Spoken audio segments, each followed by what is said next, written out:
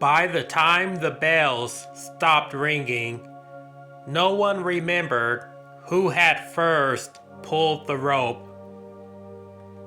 They had been everywhere once. Iron throats in stone towers calling people to kneel, to stand, to march, to die. The bells marked hours and borders and gods. They told you where you belonged, and more importantly, where you did not.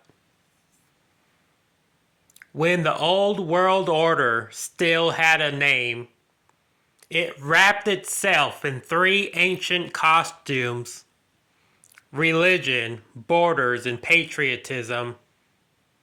It spoke with holy certainty, drew lines in dust and blood, and taught children to love flags before they learned to love each other.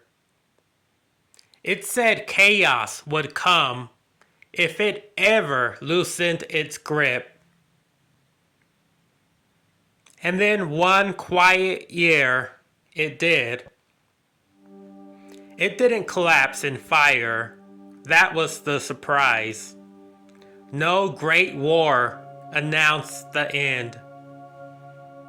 No single revolution crowned a new ruler. The old world order simply began to fail at telling convincing stories. It started with questions whispered too softly to punish. Why does God hate the people on the other side of the river? Why does a line on a map matter more than a hungry child? Why does loving my country require hating someone else's? The answers came, but they were thin, recycled, tired. Priests repeated scriptures like passwords to a door no longer there. Politicians waved flags so often their arms ached. Yet fewer hearts followed the motion. Borders hardened. Walls grew taller. Laws became stricter. But people slipped through anyway. Not always with their bodies, but with their minds. Information moved faster than fear.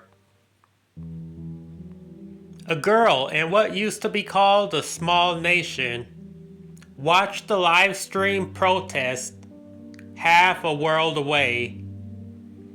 The faces looked like hers. The chants sounded familiar. The pain was identical.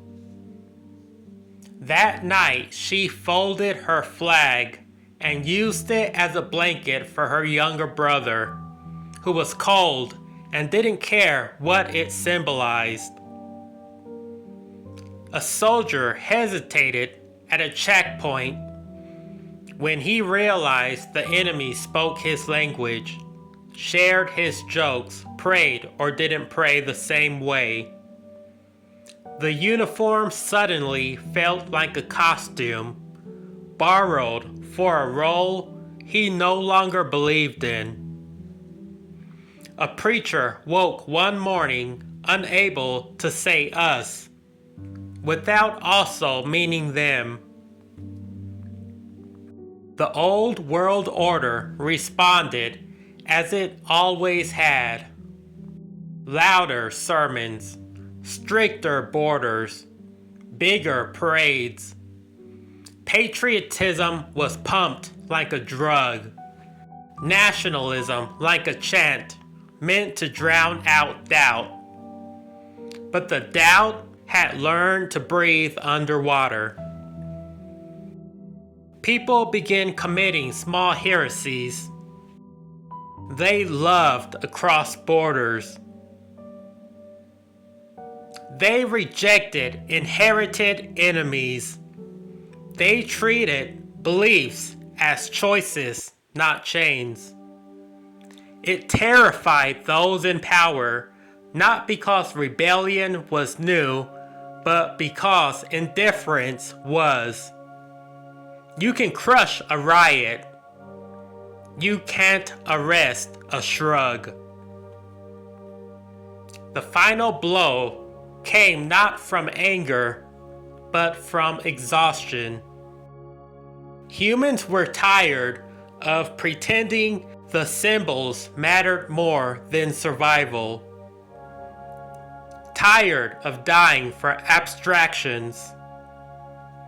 Tired of being told that suffering was sacred as long as it wore the right colors and spoke the right prayers.